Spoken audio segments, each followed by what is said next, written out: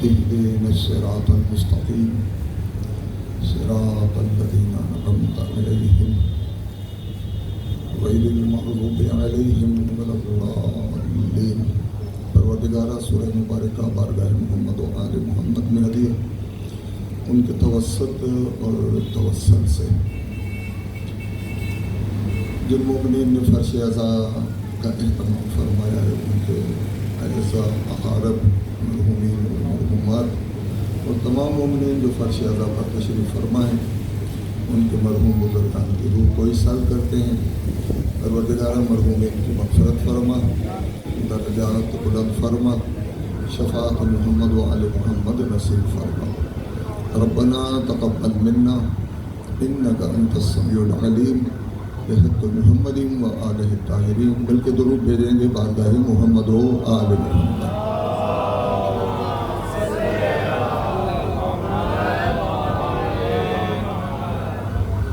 اعوذ باللہ من الشیطان الرجیم، بسم اللہ الرحمن الرحیم۔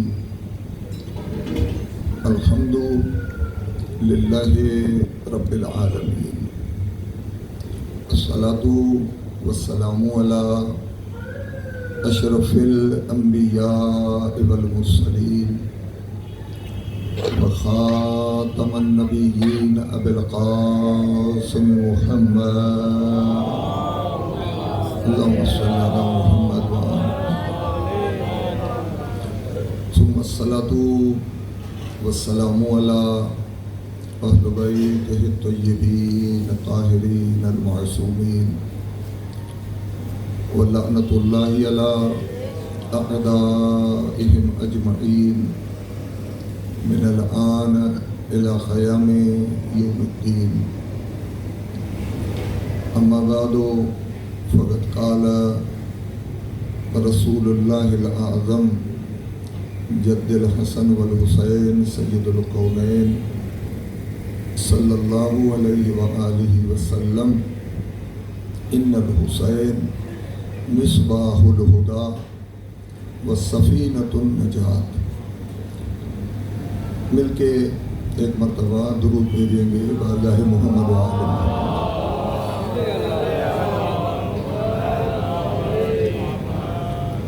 مومنین کرام، عزاداران سید مظلوم، عاشقان اہل بیت اطہار، موالیان حیدر قرار، فرش عزا پہ تشریف فرما شیعہ سنی برادران،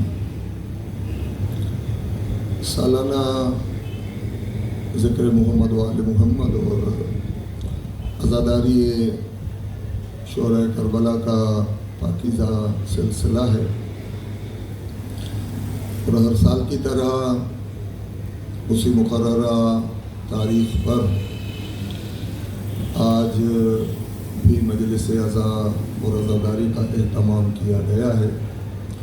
دعا ہے کہ خداوند متعال منتظمین اور حاضرین کی تمام شرعی حاجات پوری فرمائے، اور آپ کا یہاں پر آنا، یہاں پر بیٹھنا اور ذکر محمد و آل محمد میں شرکت کرنا اپنی بارگاہ میں اور بالخصوص بارگاہ مادر حسین میں شرف قبولیت عطا فرمائے انشاءاللہ۔ ذکر محمد و آل محمد کا برپا ہونا، اور اکثر آپ سب نے ہم نے مشاہدہ کیا ہے کہ تمام انجمنوں نے، عزاداروں نے، مجالس کا انعقاد کرنے والی شخصیات نے، مومنین نے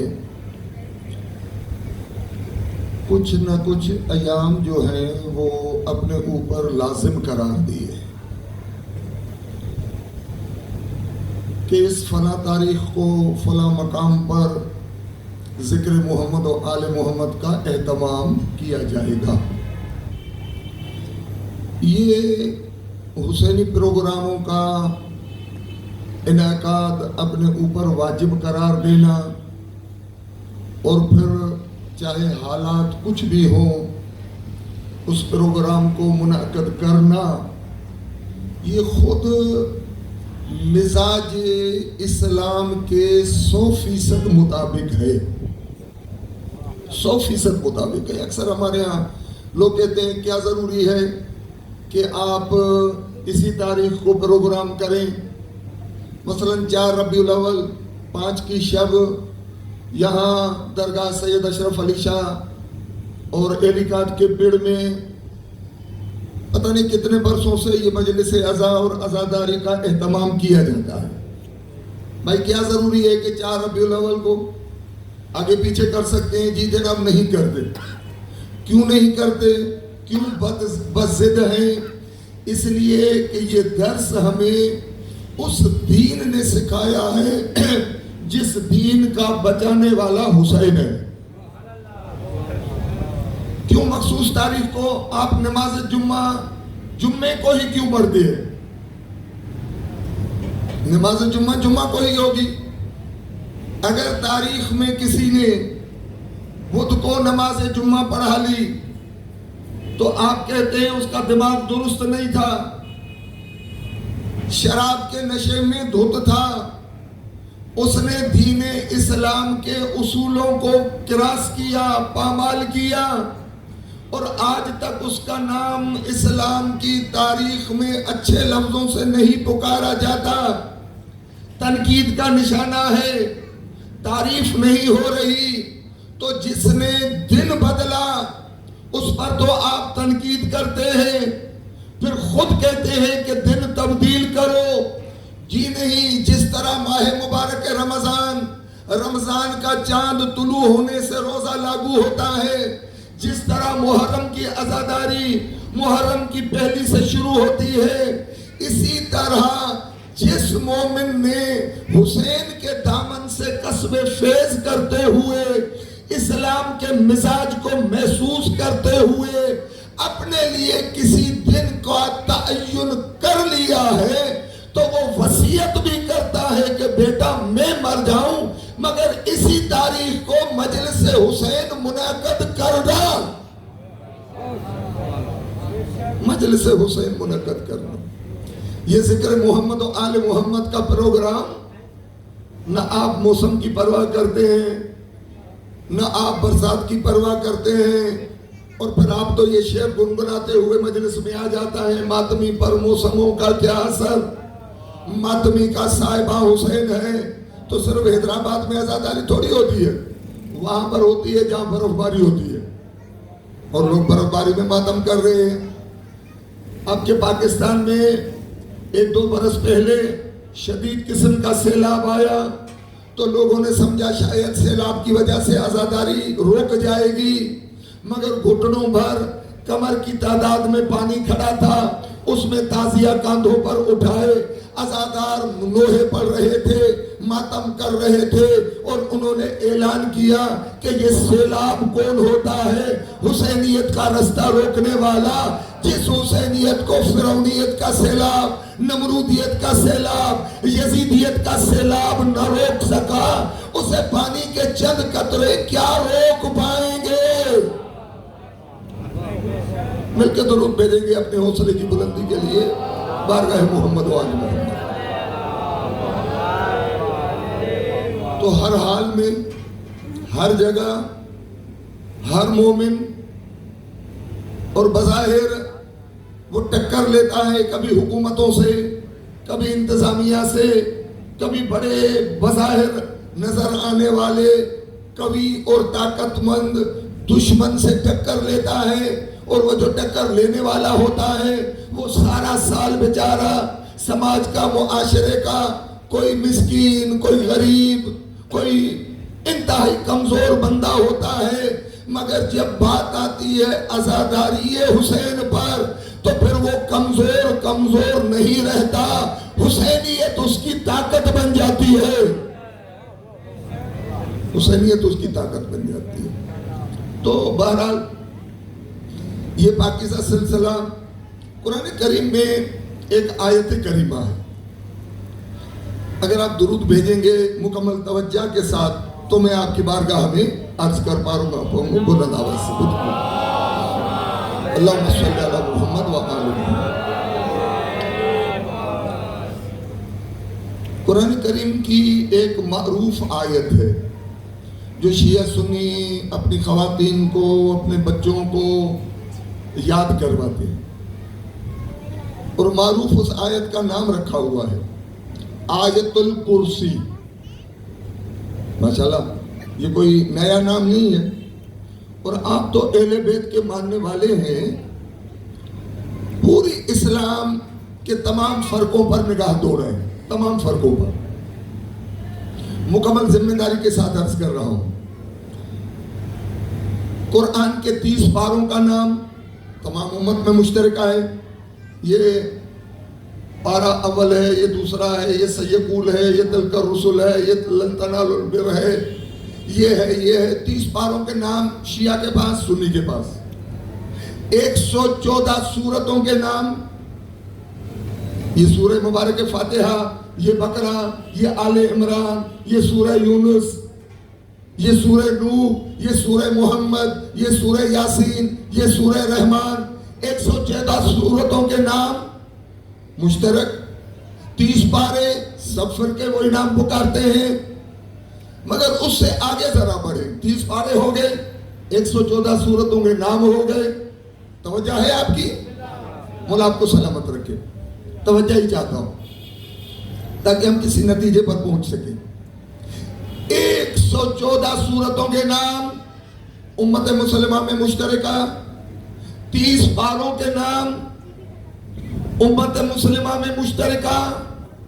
مگر آپ آل محمد کے ماننے والوں نے ایک اضافی کام کیا. وہ کیا کام کیا؟ شاید اسٹیج سے یا منبر سے کبھی بیان نہ ہوا ہو. وہ آپ عاشقان اہل بیت, عزاداران سید مظلوم, پیروان محمد و آل محمد نے وہ اضافی کام یہ کیا کہ امت کو کب کب سمجھائیں گے, کیسے کیسے سمجھائیں گے.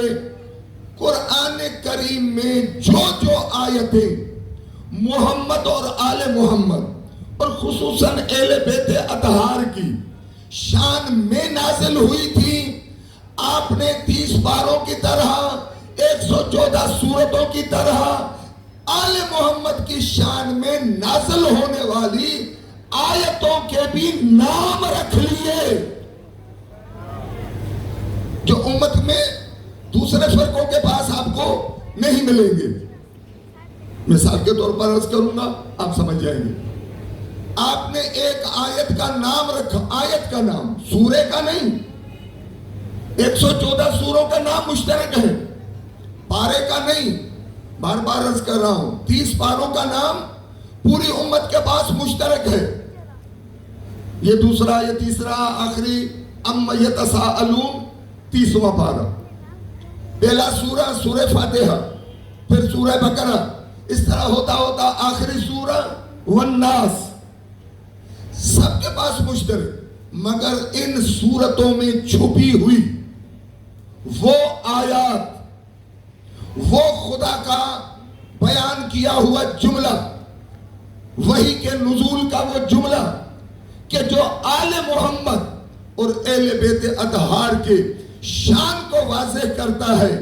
آپ عاشقان اہل بیت نے, عزاداران سید مظلوم نے, شیعہ نے, حیدر کرار نے ان آیتوں کے بھی نام رکھ لیے تاکہ دنیا کو یہ بدگمانی نہ ہو کہ شیعہ اپنے طور پر بیان کرتے ہیں. وہ جو ہر بات پر رٹ لگاتے ہیں, قرآن سے دکھاؤ, قرآن سے دکھاؤ, قرآن سے ثابت کرو. آپ نے آیتوں کے نام رکھ کر بتا دیا کہ اہل بیت کی شان ہم شیعوں نے گھڑی نہیں ہے, خدا نے قرآن میں نازل کی ہے. خدا نے قرآن میں نازل کی. میں یاد دلاؤں گا, آپ کو یاد آ جائے گی بات. ماشاءاللہ ہو سکتا ہے کچھ ذہنوں میں باتیں جو ہے وہ آ بھی گئی ہوں. مثلا آپ کے پاس ایک آیت ہے جو مسلمانوں کے دوسروں فرقوں کے پاس اس آیت کا کوئی نام مخصوص نہیں ہے, کسی آیت کا نام سوائے آیت الکرسی. اس لیے میں نے کہا کہ آیت الکرسی شیعہ سنی سب قرآن کریم کا ایک چھوٹا سا پیراگراف, ایک ٹکڑا, وہ آیت الکرسی کے نام سے. باقی آیتیں وہ آپ کو ملیں گے آل محمد کے ماننے والوں کے پاس. کون سی آیت؟ آیت تطہیر.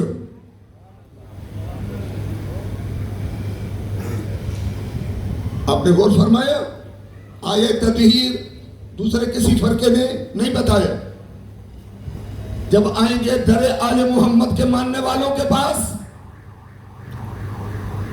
بار بار خطیب عالم ذاکر منبر پر بیٹھ کر آیے تطہیر کی تلاوت کرتا ہے. آپ حدیث قصہ پڑھتے ہیں، آیے تطہیر کی تلاوت کرتے ہیں. بسم اللہ الرحمن الرحیم، انما یرید اللہ لیذھب عنکم الرجس اہل البیت ویطہرکم تطہیرا. صلوات بھیجے بارگاہ محمد و آل محمد.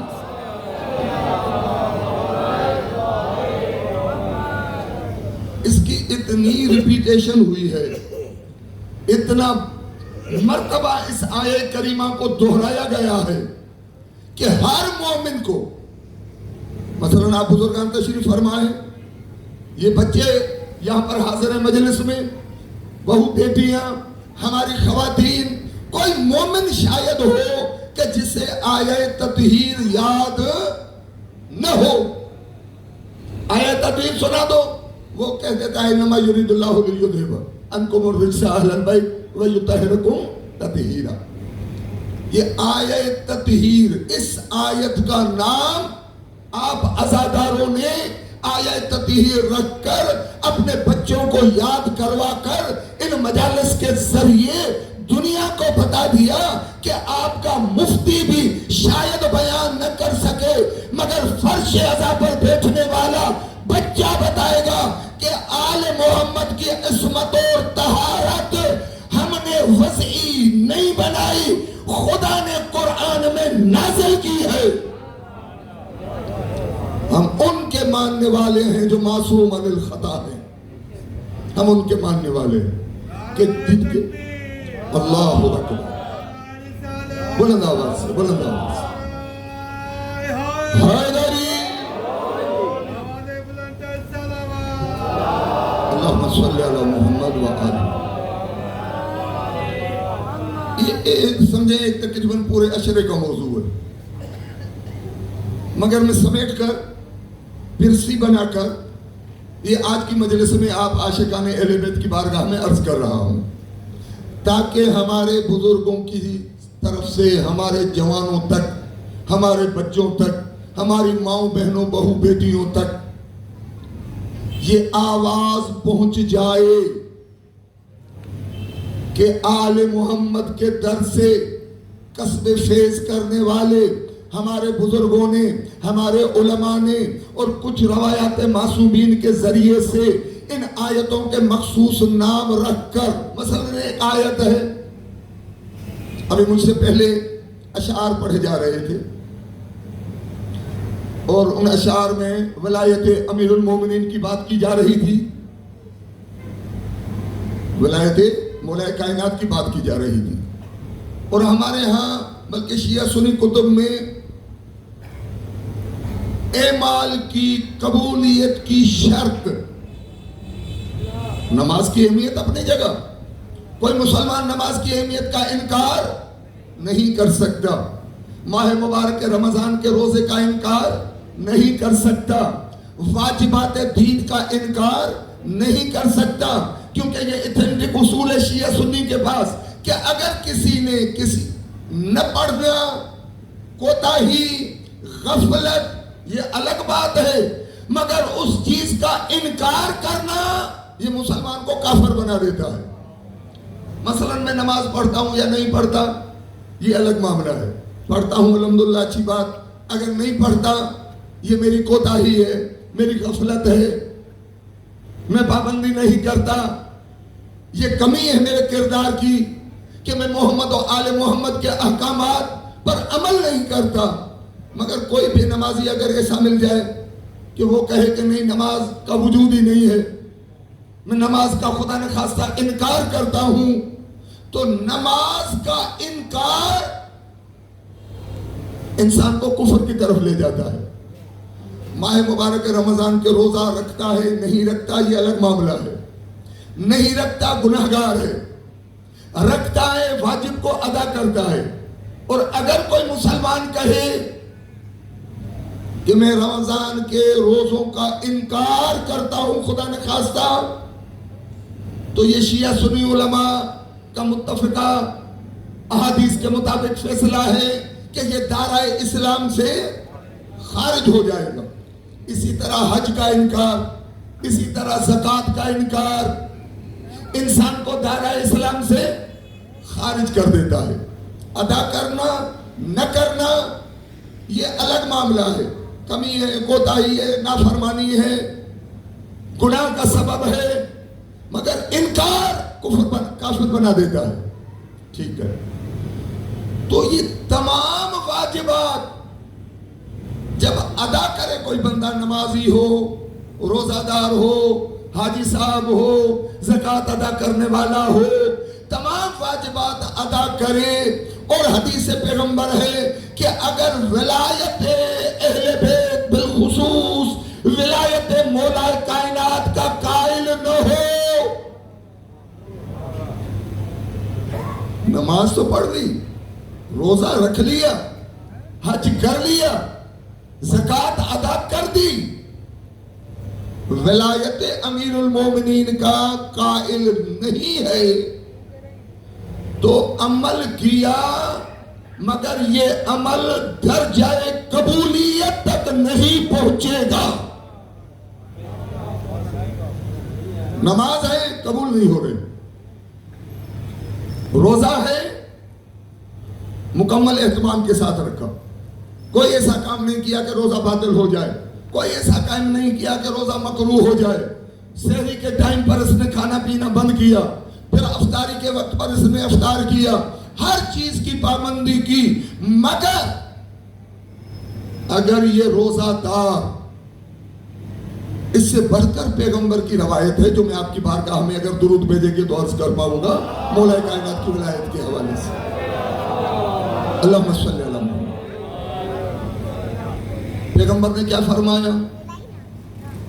روزہ رکھتے رکھتے رکھتے یہ اتنا نحیف اور کمزور ہو جائے کہ اس کا پیٹ اس کی کمر کے ساتھ پیوست ہو جائے. اتنے روزے رکھے، اتنی نمازیں سجدے اور رکوع کرے کہ اس کی کمر نون کی طرح جھک جائے. روزہ ایسے کمزور نحیف و نثار کر دے، نمازیں اس کی کمروں کو جھکا دے. خدا کی راہ میں جبل احد کے برابر مال دولت سونا چاندی خدا کی راہ میں خیرات کر دے. اب تھوڑی عبادتوں کا اندازہ لگائیں زخامت کا. اتنے روزے، پیٹ اس کا پیٹھ کے ساتھ چپک گیا، اتنی نمازیں کہ کمر نون کی طرح جھک گئی، اتنا سونا چاندی مال جواہرات خدا کی راہ میں خرچ کیے جبل احد کے برابر. اور پھر صفا اور مروہ کی پہاڑیوں کے درمیان کہ جہاں حاجی یا عمرہ کرنے والا 7 مرتبہ چکر لگاتا ہے، پیغمبر فرماتے ہیں وہاں صفا اور مروہ کہ یہ چکر پھیرے دیتے ہوئے، یعنی حج بھی کر رہا ہے، اتنی نمازیں، اتنے روزے، اتنی صدقہ فطرہ خیرات زکوٰۃ، اور پھر حج کرتے ہوئے حالت احرام میں صفا اور مروہ کی سعی کرتے ہوئے مظلوم مارا جائے. اب شاید آپ نے اس بات پر غور نہیں کیا. اتنی نمازیں، اتنے روزے، اتنے صدقے خیرات، حج کرتے ہوئے بیت اللہ کی حدود میں قتل کر دیا جائے حالت احرام میں. شہادت سے بڑا کوئی رتبہ نہیں، اور وہ بھی کہاں؟ صفا اور مروہ کے درمیان. اب ان سب چیزوں کا وزن آپ اپنے ذہنوں پر محسوس کریں. اتنی نمازیں، اتنے روزے، اتنے خیرات صدقے فطرے، حج کرتا ہوا راہ خدا میں شہادت کے درجے پر پہنچ جائے. اب پیغمبر فرماتے ہیں یہ اتنے ڈھیروں اعمال کرنے کے باوجود اگر اس حاجی، اس نمازی، اس روزہ دار کے دل میں ولایت علی امیر المومنین نہیں ہے تو پیغمبر فرماتے ہیں جنت تو کجا، جنت کی خوشبو بھی نصیب نہیں ہوگی۔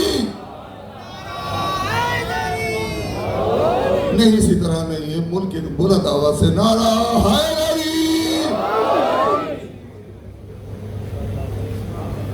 یہ ہے ولایت کی قدر و قیمت، یہ ہے ولایت امیر المومنین کی حیثیت، یعنی قبولیت اعمال کی شرط ہے ولایت امیر المومنین۔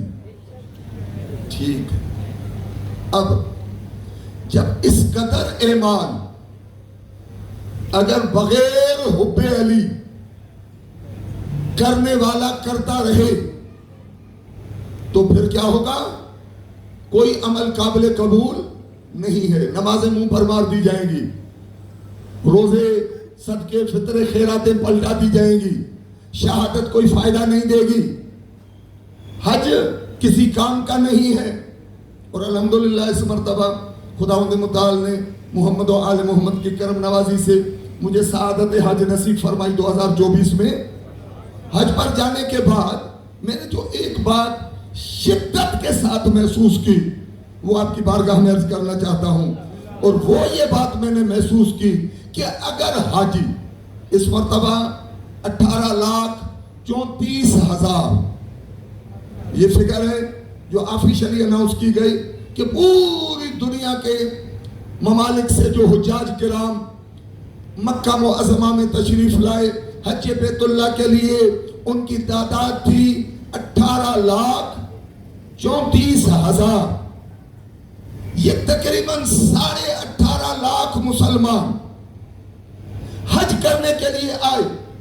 جو بات حج بیت اللہ کرتے ہوئے، طواف کرتے ہوئے، سعی کرتے ہوئے، رمی جمرات شیطان کو کنکریاں مارتے ہوئے، قربانی کرتے ہوئے، احرام باندھتے ہوئے، جو بات میں نے شدت کے ساتھ محسوس کی، اگر حج پر جا کر بھی عزاداری حسین کا اندازہ اور عقیدہ درست نہ ہو تو بھائی حج تمہارے کسی کام کا نہیں ہے۔ پھر آپ نے حج کیا مگر آپ نے حج سے فائدہ اور سبق حاصل نہیں کیا۔ تمام حج کے اعمال ایسا لگتا ہے کہ بندے کو وہاں پر خدا کی بارگاہ میں منگوا کر عزاداری حسین اس کے دلوں اور دماغوں میں فیڈ کی جاتی ہے۔ ایک پیغمبر کی قدم گاہ مقام ابراہیم، ایک سنہری چبوترا بیت اللہ سے چند میٹر کے فاصلے پر، وہاں آپ تھام کر دیکھیں 2 قدموں کے نشان ہیں، اور ہمارے ہاں تو حکم ہے کہ اس کے درمیان سے گزر کر طواف کریں۔ پوری دنیا ان کا طواف کر رہی ہے، 18,34,000 حجاج اس کے ارد گرد گھوم رہے ہیں۔ لوگوں سے پوچھے تو صحیح یہ کیا ہے، کہتے ہیں حضرت ابراہیم کی قدم گاہ ہے۔ بھائی مکہ منگوا کر خدا نے اپنا جلوہ نہیں دکھایا، اپنے خلیل کے قدموں کی زیارت کروائی۔ اب آنکھیں دیکھ کہ قدم قدم پر جلوہ الہی، کیا ہے وہ جلوہ الہی؟ قدم گاہ حضرت ابراہیم۔ طواف کے درمیان آپ نے تصاویر میں دیکھا ہوگا، ویڈیوز میں دیکھا ہوگا، یا اگر کسی نے عمرہ کیا ہے، کوئی حج صاحب یہاں پر تشریف فرما ہے کہ جنہیں حج کی سعادت نصیب ہوئی ہے وہ اس بات کی گواہی دیں گے کہ ایک کعبۃ اللہ شریف کے ساتھ تقریباً 3.5-4 فٹ کی دیوار ہے، بالکل ساتھ ساتھ، اور حکم ہے کہ طواف کعبہ میں اس دیوار کے اندر کے حصے کو بھی شامل کریں۔ وہاں پر کسی سے پوچھیں جناب یہ کیا ہے، تو وہاں پر کھڑے ہوئے شرطے اور سعودی حکومت کا اہلکار بتاتے ہیں کہ ہذا حتیم، یہ حتیم ہے۔ اب اکثر حجاج کو پتہ نہیں ہوتا کہ حتیم اندر صاف فرش ہے، کچھ بھی بنا ہوا بظاہر نہیں ہے، مگر اگر کوئی تاریخ کا شاگرد ہوگا تو اسے پتا ہے کہ یہ کعبے کے ساتھ 3-3.5 فٹ کی یہ جو دیوار ہے یہ حتیم کہلاتی ہے. یہ کیوں طواف میں شامل ہے؟ بتایا جاتا ہے کہ جناب ہاجرہ جو مادر اسماعیل تھی، زوجہ ابراہیم تھی، جب ان کا انتقال ہوا تو حضرت ابراہیم نے جناب ہاجرہ کو کعبے کے ساتھ حتیم میں دفن فرمایا. 2 قبریں ہیں وہاں پر، حضرت ہاجرہ اور قبر جناب اسماعیل علیہ السلام. مگر وہ قبروں کے وہاں پر نشان نہیں ہے، وہ فرش کے ساتھ برابر ہے. مگر حتیم میں ایک ماں اور ایک بیٹے، حضرت اسماعیل اور جناب حضرت ہاجرہ سلام اللہ علیہ کی قبر مبارک ہے. جب تک حاجی کعبے کے ساتھ ان 2 قبروں کا طواف نہ کرے، وہاں پر میں بار بار عرض کر رہا ہوں، مقام ابراہیم دکھایا، جلوہ خدا نہیں ہے، قدم گاہ ابراہیم ہے. کعبے کا طواف کروایا، اس کے ساتھ ماں اور بیٹے کی 2 قبروں کا طواف کروایا. یہ 2 قبریں خدا نہیں ہیں، خدا کے 2 پیارے بندوں کی مزار کا طواف کروا کر خدا نے کہا میرے گھر کا طواف جب تک قبول نہیں ہے جب تک کعبہ بنانے والے کا طواف نہ کرو. بات سمجھ میں آ رہی ہے؟ تو پتا چلا حج مکمل طور پر عقیدت اور احترام ہے ان ہستیوں کی نشانیوں کا جو اللہ کی پیاری ہستیاں ہیں. صفا اور مروہ کے درمیان صحیح 7 چکر لگاؤ. ان الصفا والمروۃ من شعائر اللہ. خدا فرماتا ہے کہ یہ اللہ کی نشانیاں ہیں. یہ صفا ایک چھوٹی سی پہاڑی، پھر مروہ ایک چھوٹی سی پہاڑی، اب تو اس کے باہر شیشہ لگا دیا گیا. ان کے درمیان راستہ طے کرو، ان کے درمیان دوڑ لگاؤ، 1 2 5 6 مرتبہ نہیں، پورے 7 مرتبہ. تو کسی بزرگ نے وہاں پر مجھے جھنجھوڑ کر متوجہ کیا، کہا اخلاق صاحب آپ کو پتا ہے یہ صفا اور مروہ کے درمیان کا جو فاصلہ ہے یہ کتنا ہے؟ میں نے کہا پتا نہیں. کہا آپ گئے ہیں زیارات پر؟ آپ نے کربلا زیارت کی؟ الحمدللہ کی. کہا بین الحرمین کی زیارت کی؟ الحمدللہ کی. ایک طرف حضرت عباس کا حرم، ایک طرف مولا حسین کا حرم. کہا جب یہ ناپا گیا تو حرم عباس سے لے کر حرم حسین تک کا فاصلہ ٹھیک وہی ہے جو صفا اور مروہ کی پہاڑیوں کا. اللہ اکبر. یا رسول اللہ، یا رسول اللہ. مکمل آواز سے، مکمل آواز سے.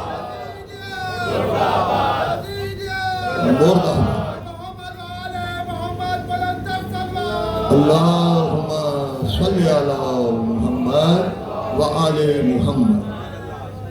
اندازہ ہو رہا ہے ہمیں؟ 2 پہاڑیوں کے درمیان 7 چکر لگائیں. یہ پہاڑیاں خدا نہیں ہیں، نبی نہیں ہیں، امام نہیں ہیں، ولی نہیں ہیں، بلکہ ان پہاڑیوں کے درمیان حضرت ابراہیم علیہ السلام کی احکامات کی پابند زوجہ. اندازہ لگائیں، ایک بی بی ہے جو اپنے شوہر کے حکم کی پابندی کرتے ہوئے ہاجرہ ادھر ادھر نہ جانا، ان حدود حرم میں اپنا وقت گزارنا. بی بی نے مرنا قبول کیا، ان حدود سے باہر نہیں نکلی. تو یہ نہ کہیں ہم پیغمبر کی زوجہ کا احترام نہیں کرتے. اگر پیغمبر کی زوجہ پیغمبر کے احکامات کی پابند ہوگی، پابند ہوگی تو اس بی بی کے عمل کو آج بھی ہزاروں سال گزرنے کے باوجود ہر مسلمان اس کی راہ پر چلنا لازم قرار دیا خدا نے. حضرت ہاجرہ نے اپنے بیٹے کی محبت میں پانی ڈھونڈا، اس سبیل کا انکار کرنے والوں، نیاز حسین سے روکنے والوں، کبھی حاجی کے پاس جاؤ مبارک دینے، ہار پہنانے کے لیے، حاجی سب سے پہلے مدینے کی 2 کھجوریں اور ایک چھوٹے سے کپ میں 2 گھونٹ سبیل لا کر تمہیں پلاتا ہے، شرم نہیں آتی؟ فخر اسماعیل کے نام کا پانی تمہیں قبول نہیں؟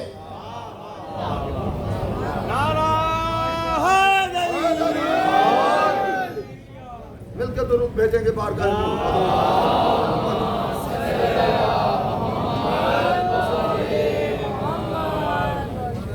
ایک مرتبہ مل کے بلند آواز سے درود بھیجیں گے بارگاہ محمد و آل محمد۔ اللہم صلی علی محمد۔ یہ کبھی بجلی چلی جاتی ہے، پھر جنریٹر اسٹارٹ ہونے میں چند لمحات لگ جاتے ہیں، تو یہ سب چیزیں بھی خود ہمارے مکتب کی حقانیت کو واضح بھی کرتی ہیں اور ثابت بھی کرتی ہیں۔ پہلی بات تو یہ ثابت ہوتی ہے کہ اپنے بنائے ہوں کا کبھی اعتبار نہ کرنا۔ یہ کبھی کسی بھی لمحے، کسی بھی مرحلے میں آپ کو چھوڑ کر چلے جائیں گے اور آپ بلاتے رہیں گے، یہ واپس نہیں آئیں گے۔ تو میں عرض کر رہا تھا کہ ہر حاجی خدا حج پر بلا کر وہاں سے 2 4 5 لیٹر سبیل اٹھا کر اور ہر اپنے چاہنے والوں کے گھر تک پہنچانے کی آتے ہیں، یہاں سے چھوٹی چھوٹی باٹلز خریدتے ہیں، ڈبیاں خریدتے ہیں، اور ہر مبارکباد دینے کے لیے آنے والے تک وہ مکے کی سبیل پہنچاتے ہیں۔ دراصل یہ وہی پانی تو اب نہیں ہے کہ جس میں حضرت اسماعیل کی ایڑیاں رگڑی گئی تھی، اسے تو ہزاروں برس پہلے پتہ نہیں کتنے کروڑوں لیٹر پانی وہاں سے نکل چکا، مگر اب بھی چونکہ یاد دلاتا ہے جناب اسماعیل کی، تو جو پانی اللہ کے کسی محبوب ہستی کی یاد دلائے ہر مسلمان اسے متبرک سمجھتا ہے۔ تو میری سبیل کا پانی بھی مجھے اس وارث اسلام کی یاد دلاتا ہے کہ جس کی قربانیوں کے نتیجے میں اسلام محفوظ رہا ہے۔ تو حج کا ہر عمل اگر انسان تفکر کرے، غور و فکر کرے، تو حج کا ہر عمل آپ کو عزاداری حسین کے قریب کرے گا۔ یہ صحیح آپ کو حلقہ ماتم میں چلنا سکھاتی ہے۔ یہ طواف تو ماں اور بیٹے کی مزارات بیت اللہ کے ساتھ، اور بیت اللہ بھی اگر معذرت قبول کرے تو خدا نہیں ہے، بیت اللہ ہے، اللہ کا گھر ہے۔ تو مجھے تو حیرت لگتی ہے کہ جس گھر سے علی عطا ہو، خدا شاید منگواتا ہی اسی لیے ہے۔ اور حج کے دنوں میں غلاف کعبہ کو 4 5 6 فٹ اوپر اٹھا دیا جاتا ہے۔ ایک کونے پر آپ کو حجر اسود نظر آتا ہے، اور دوسرے کونے پر آج بھی وہ دیوار کا نشان ہے جو شک ہوئی تھی مادر علی کے استقبال کے لیے۔ وہ دیوار دنیا میں 1000 ترقی کر لی، کنسٹرکشن کے کاموں نے اتنے بڑے بڑے انجینئر آئے، کسی نے وہ راستہ بند نہیں کیا، وہ نشان مٹا نہیں سکا۔ آج بھی وہ نشان معجزہ بن کر عظمت امیر المومنین کی یاد دلا رہا۔ حاجی حیدری، نہیں اس طرح نہیں، مل کے بلند آواز سے نعرہ حیدری، اتنے ہی بلند آواز سے درود بھیجیں گا اور گئے محمد و آل محمد۔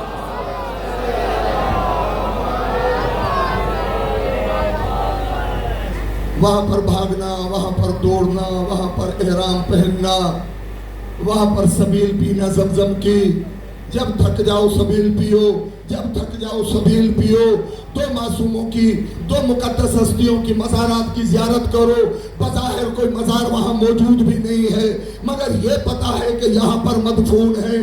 حضرت ابراہیم کی قدم گاہ کی زیارت کرو تو حیرت تو اس بات پر ہے کہ وہاں پر خدا مکے میں منگوا کر دکھاتا ہے یہ ابراہیم کے قدم ہے، پھر دیوار کعبہ کے شق ہونے کا نشان بتا کر بتاتا ہے کہ یہ علی کی آمد کی جگہ ہے، اور پھر اسی واپس آ کر حیدرآباد میں اگر میں مولا علی کے قدم گاہ کی زیارت کروں، اسے چوموں، اس کا دیدار کرو، تو وہاں بھی قدم گاہ، یہاں بھی قدم گاہ، وہاں ابراہیم کے قدم، یہاں علی کے قدم، اور وہاں معذرت کے ساتھ فقط قدم ہے، یہاں فقط قدم نہیں ہے، یہ قدم گاہ علی کا مصلی عبادت ہے۔ جس نے غور کیا ہوگا مولا کے دو قدموں کے نشان، دو ہاتھوں کے نشان، دو گھٹنوں کے نشان، پیشانی کا نشان، جس طرح ایک مومن بندہ حالت سجدہ میں اپنے سات اعضاء زمین پر رکھتا ہے، یہ مکمل عبادت کا مصلی ہے علی مولا کا۔ یہاں جب بھی جائیں ضرور دعا مانگا کیجئے، یا خدا علی کے قدموں کے نشان کی، علی کے مصلی عبادت کی زیارت کر کے میں یہ دعا مانگ رہا ہوں، پروردگارا مجھے علی کے نقش قدم پر چلنے کی توفیق عطا فرما، اور جس طرح علی کے عبادت اور نماز کی یادگار ہے یہ مصلی، خداوندہ میں علی کا نوکر، علی کا ملنگ، علی کا ماننے والا، علی کے بیٹوں کا عزادار، مجھے بھی یہ توفیق عطا فرما کہ میرے گھر میں مصلی آباد ہو، ویران نہ ہو۔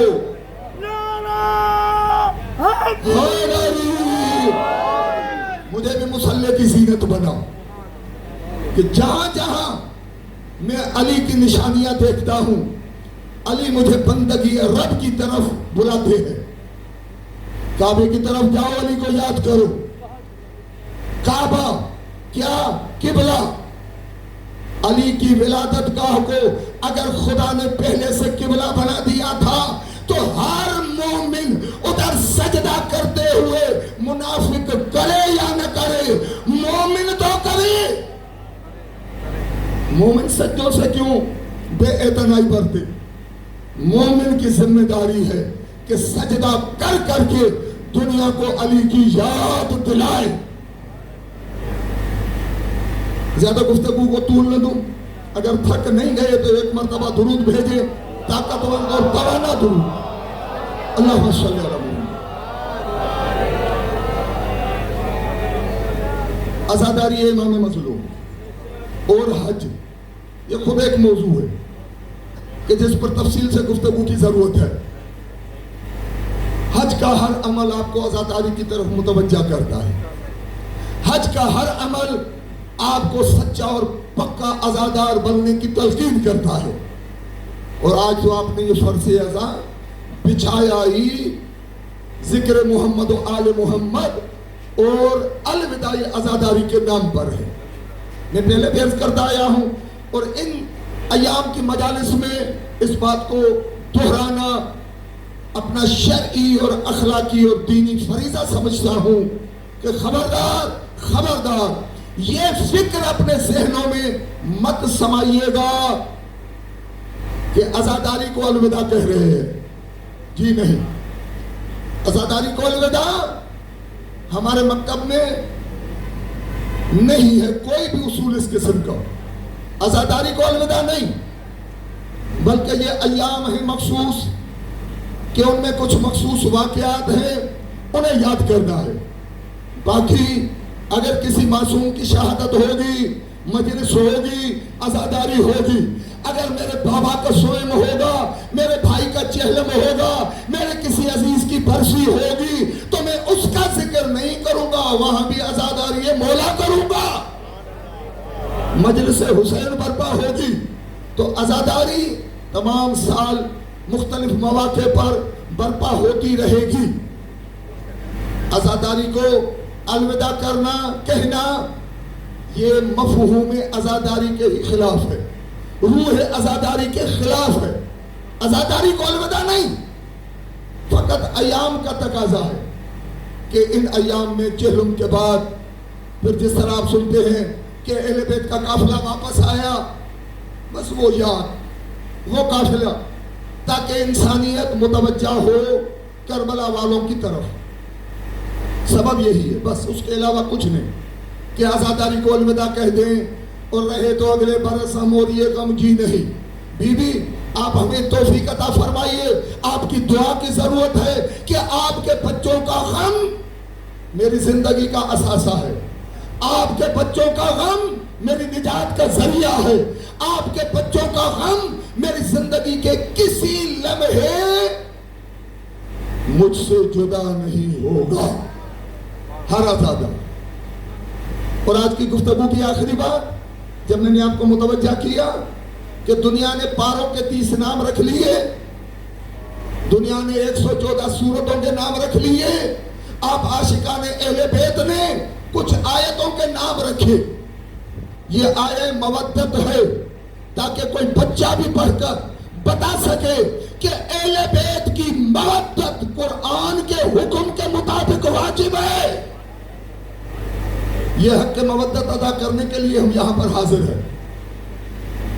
حق مودت، قُلْ لَا أَسْأَلُكُمْ عَلَيْهِ أَجْرًا إِلَّا الْمَوَدَّةَ فِي الْقُرْبَى، یہ حق مودت، آیہ ولایت، آیہ تطہیر، آیہ مباہلہ، یہ کسی اور مکتب کے پاس ان آیتوں کے نام نہیں ہے۔ آپ نے اپنے بچوں کو یہ آیت حفظ کروائیں اور کی ہوئی ہے کہ جو پڑھ کر دنیا کو بتاتا ہے، دنیا کا وہ بندہ جو قرآن کے بغیر مطمئن نہیں ہوتا، قرآن سے دکھاؤ انہیں آیہ مودت پڑھ کے بتاؤ کہ ان کی مودت واجب ہے۔ اگر کسی اور کی محبت واجب ہو تو اب قرآن سے تم دکھاؤ۔ اہل بیت عصمت و طہارت کی پاکیزگی کی گواہی قرآن نے دی ہے۔ اگر کسی اور کو پاکیزہ مانتے ہو تو ان کی گواہی دکھانا تمہارا ذمہ ہے۔ ولایت محمد و آل محمد، ولایت خدا، ولایت مصطفیٰ کے بعد وہ ہستی کہ جو حالت رکوع میں زکوٰۃ دیتی ہے، خدا ان 3 ولایتوں کو واجب کر کے بتاتا ہے کہ خدا، رسول اور آئمہ اہل بیت یہ تمہارے ولی ہیں۔ اگر ان کے علاوہ کوئی اور ولی ہے تو آیت دکھانا تمہارا ذمہ ہے۔ یہ مومن کی ذمہ داری ہے۔ میں بار بار عرض کرتا ہوں، یہ درسگاہ ہے ہماری، یہاں سے علم کی خیرات سمیٹیں، یہاں سے دلیل لے کر جائیں اور آپ کے نوحے علم پر مبنی ہوں۔ یہاں پر جو 2-4 مومنین شاعر بیٹھے ہیں کہ جنہیں خدا نے نوحہ قصیدہ یا مرثیہ لکھنے کی توفیق عطا کی ہے، کوئی ربائی لکھ سکتا ہے تو اس ربائی میں عظمت آل محمد کی دلیل پیش کرے، اس نوحے میں ایسی تبلیغ ہو کہ سننے کے بعد چوک میں، بازار میں جب وہ نوحہ پڑھا جائے تو لوگ حسینیت سے جدا نہ ہو جائیں، بلکہ وہ نوحہ سن کر ہوٹل پر بیٹھا ہوا، دکان پر بیٹھا ہوا، گلی کے نکڑ پر کھڑا ہوا کوئی یزیدی ہور بن کر دامن حسین میں بنا لے۔ آپ کا نوحہ تبلیغ ہونا چاہیے، آپ کا مرثیہ تبلیغ ہونا چاہیے، آپ کی مجلس تبلیغ ہونا چاہیے۔ یہ ایوان حسینیت میں جتنے ماتمی عزادار بیٹھے ہیں ان کا کردار تبلیغ ہونا چاہیے۔ یہ جو آپ نے حسینیت کا یونیفارم پہنا ہوا ہے، یہ بینر، اس پر کچھ لکھا نہیں ہے، یہ سیاہ لباس اب جہاں بھی ہو لوگ دور سے دیکھ کر سمجھ جاتے ہیں یہ عزادار ہے۔ تو گلی میں عزادار کھڑے ہو کر، ہوٹل پر بیٹھ کر، جلوس میں چل کر کوئی عزادار خدا نہ خواستہ ایسا کوئی عمل انجام نہ دے کہ آپ کی یونیفارم، آپ کے مکتب پر کسی کو انگلی اٹھانے کا موقع دے. یہ حسینی ہے، یہ ماتمی ہے.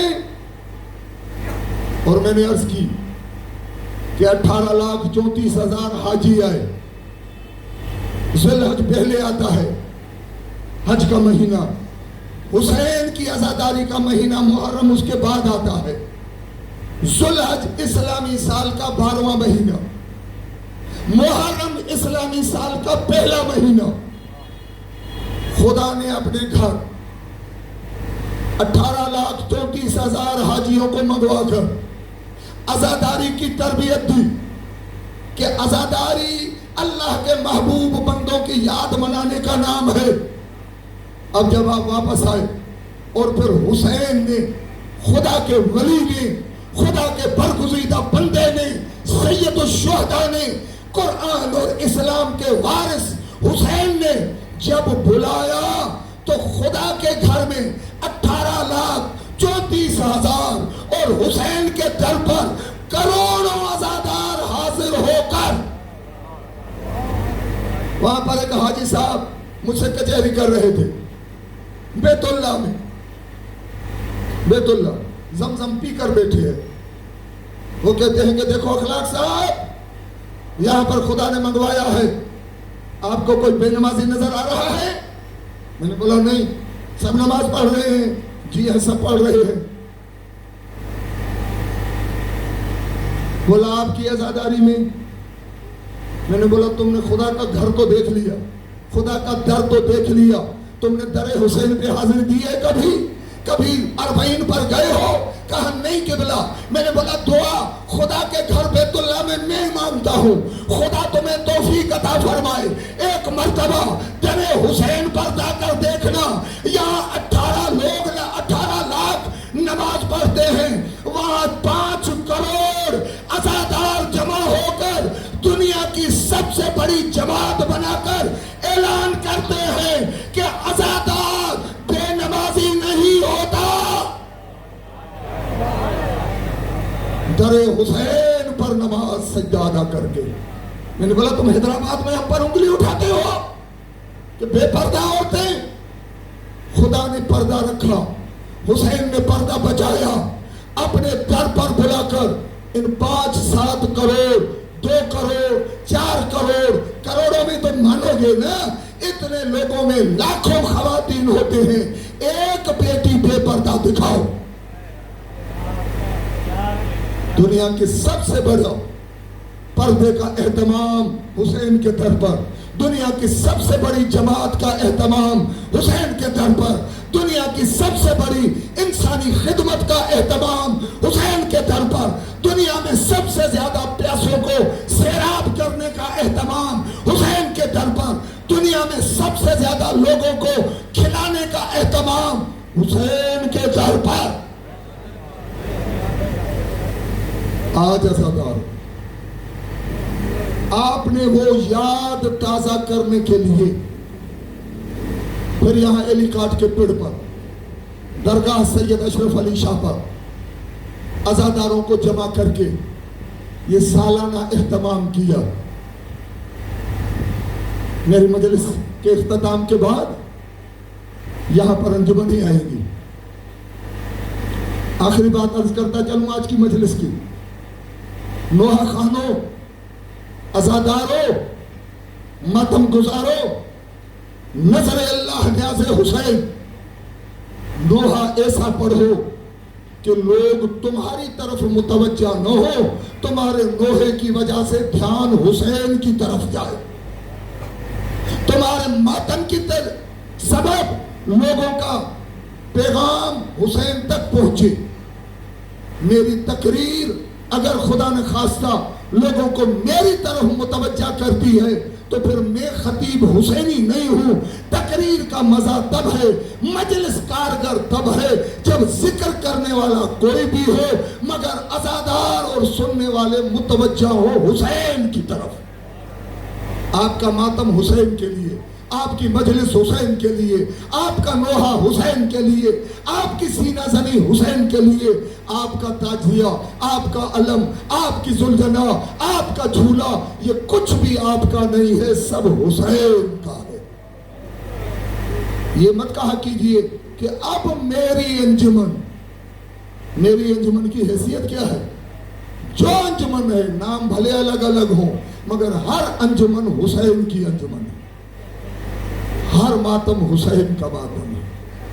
اور جب اس طرح اب دنیا انگلیاں اٹھا رہی ہے، خبردار اپنی عزاداری اس طرح برپا کرو، اپنا کردار ایسا پیش کرو کہ کوئی بندہ یہ نہ کہہ سکے کہ اس عزادار کا عمل حسینیت سے مطابقت نہیں رکھتا۔ حسینی بننا ہماری ذمہ داری ہے۔ کتنی مصیبت ہے کہ حسین کے لیے روئیں مگر حسین کی صدا پر لبیک زبانی تو کہیں، مگر حسین جس خیر کی طرف، جس نیکی کی طرف مجھے بلانا چاہے، حسین کے لیے مرنے کے لیے تیار ہوں، مگر حسین کا حکم ماننے کے لیے، حسین کی پیروی کرنے کے لیے، حسین کے نقش قدم پر چلنے کے لیے، مولا کی تعلیمات کو اپنانے کے لیے، عزادار کی اولین ترجیح یہ ہونی چاہیے۔ خبردار یہ نہ ہو کہ 8 ربیع الاول گزر جائے، میرا نعرہ، میرا گلا، میرا ہاتھ، میرا علم جب سب حسین کا ہے تو میرے گلے کی نعرہ تبدیل نہ ہو جائے، میرے کاندھے کا علم تبدیل نہ ہو جائے، میں کسی اور کی محفل کی زینت نہ بنوں۔ مجھے پتا نہیں یہ ساؤنڈ جو ہے یہ امام بارگاہ کی ملکیت ہے، اس پیڑ کی ملکیت ہے، یا ہم نے کہیں سے کرائے پر لیا ہے۔ اگر کرائے پر لیا ہے تو آپ نے 5 روپے دیے، آپ کی مجلس سے نے نشر کر دی۔ کل اگر کسی گانے والے نے بلایا، یہی مائک، یہی ساؤنڈ سسٹم کرائے پر وہاں چلا جائے گا۔ اگر ہوا امام بارگاہ کا تو پھر یہ سوائے مجلس کے، سوائے ماتم کے اور کوئی آواز دنیا تک نہیں پہنچائے گا۔ اس میں طبلے نہیں بجیں گے، باجے نہیں بجیں گے، گھنگرو نہیں چھمکیں گے، کیونکہ یہ کرائے کا نہیں، امام بارگاہ کا ہے۔ کرائے کا جہاں چاہے استعمال ہوگا، اگر حسین کا ہوگا تو سوائے حسین کے کہیں استعمال نہیں ہوگا۔ تو مجھے اپنے لیے سوچنا چاہیے، میں حسین کا بندہ ہوں یا کرائے کا عزادار ہوں، کہ کبھی حسین کے در پر، کبھی شرابی کے در پر، کبھی حسین کا جھنڈا، کبھی بے دین کا جھنڈا، میں اپنا کاندھا کرائے کا کاندھا نہ بناؤں، اپنا گلا کرائے کا گلا نہ بناؤں کہ اس کے لیے بھی استعمال ہو، حسین کے لیے بھی استعمال ہو۔ عزاداری کے ایام مجھے خالص حسینی بنائے، خالص حسینی۔ میرا کندھا کسی اور کے جھنڈے کے لیے استعمال نہ ہو، میرا گلا حسینیت کے علاوہ کسی کے لیے استعمال نہ ہو۔ میرا وجود، کیونکہ میں ان کو یاد کر رہا ہوں، ان کو یاد کر رہا ہوں۔ ان ایام کا تقاضا ہے کہ ان بوٹیوں کا تذکرہ کرے، ان بچوں کا تذکرہ کرے کہ جو بار بار کہتے رہے عباس قتل ہو گئے، ہم بچ گئے، اکبر کے سینے میں برچی لگی۔ 2 ہی تو مرد بچے تھے نا، ایک سید سجاد اور ایک امام محمد باقر علیہ السلام۔ یہ 4-5 سال کا امام بیٹا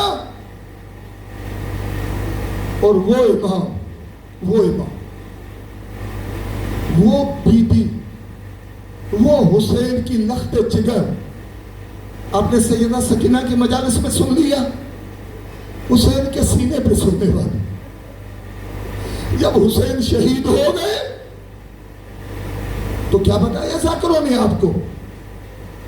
وہ بیٹی بچ گئی، حسین قتل ہو گئے. اور آپ نے شاب غریبہ کی محافل میں سنا ہے جب زوجہ ہور پانی لے کر آئی کہ بیویوں عباس تو قتل ہو گئے, سکینہ کی مشق تو چھن گئی, میں بڑی ہی شرمندہ ہوں کہ آپ پانی لے کر آئی ہوں. جب پانی آیا تو ایک مرتبہ حضرت زینب عالیہ نے کبھی دائیں دیکھا کبھی بائیں دیکھا اور ایک مرتبہ پکار کر کہا این السکینہ, میرے باپ بھائی کے سینے پر سونے والی ہماری سکینہ کہاں ہے. عزادار و سیدہ سکینہ قریب آئی. سب سے پہلا پانی کا کوزہ حضرت زینب نے بھرا اور سکینہ کو دیا. سکینہ نے لیتے ہوئے کہا پھپھی اماں آپ بھی تو 7 محرم سے پیاسی ہے, پھپھی اماں پہلے آپ پانی پی لیں.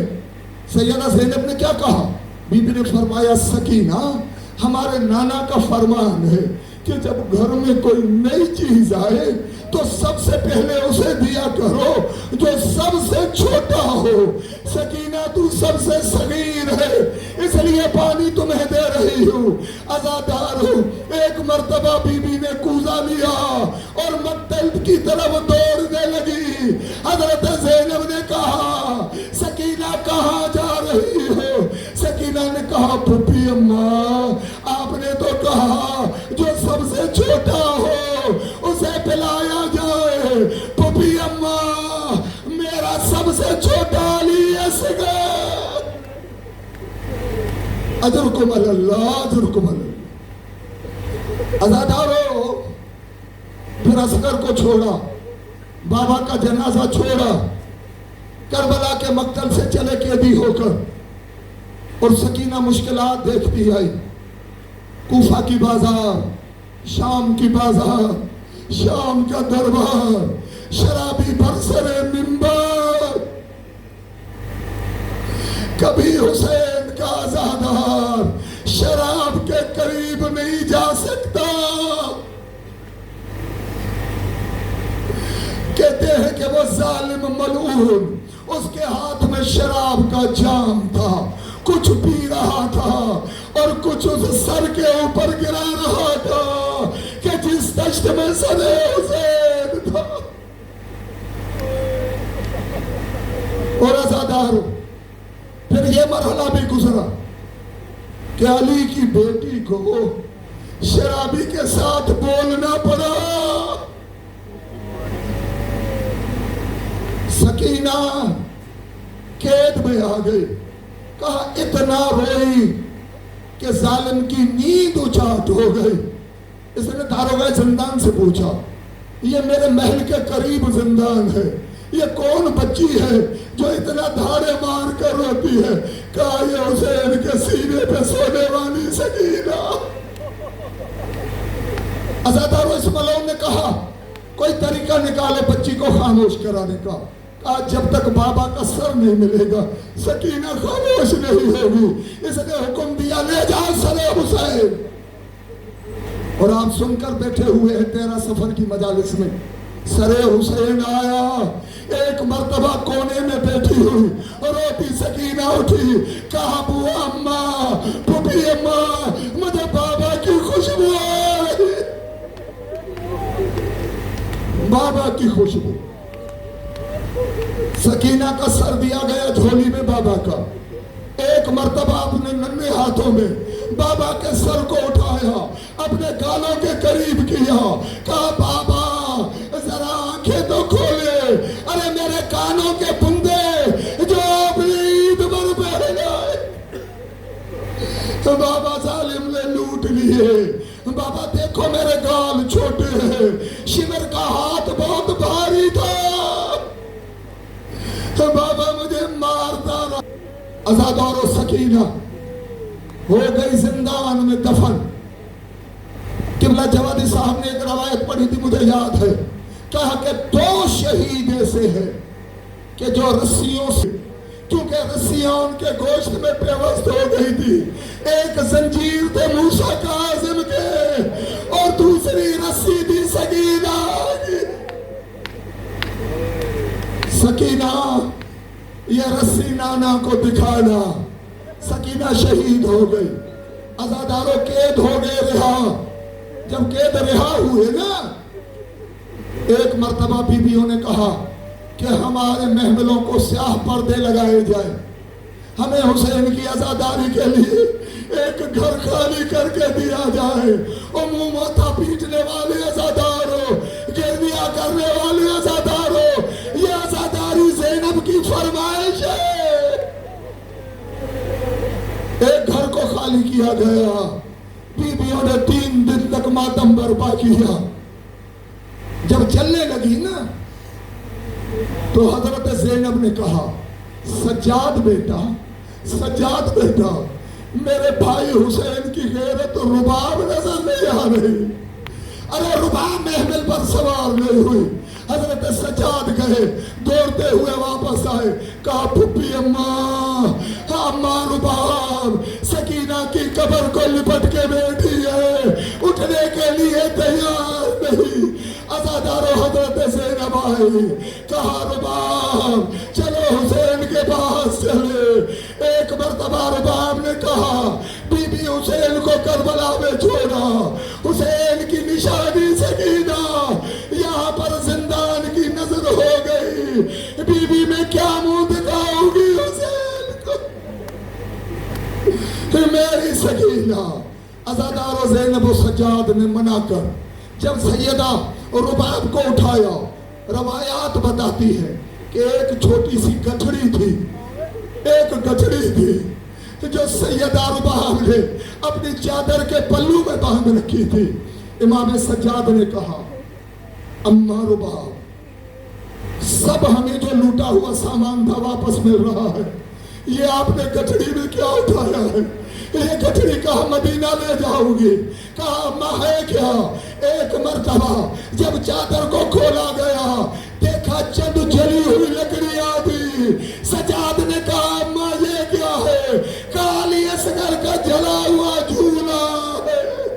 ارے میں سے اصغر کے جھولے کی لکڑیاں اٹھا کر جاؤں گی، کہوں گی حسین.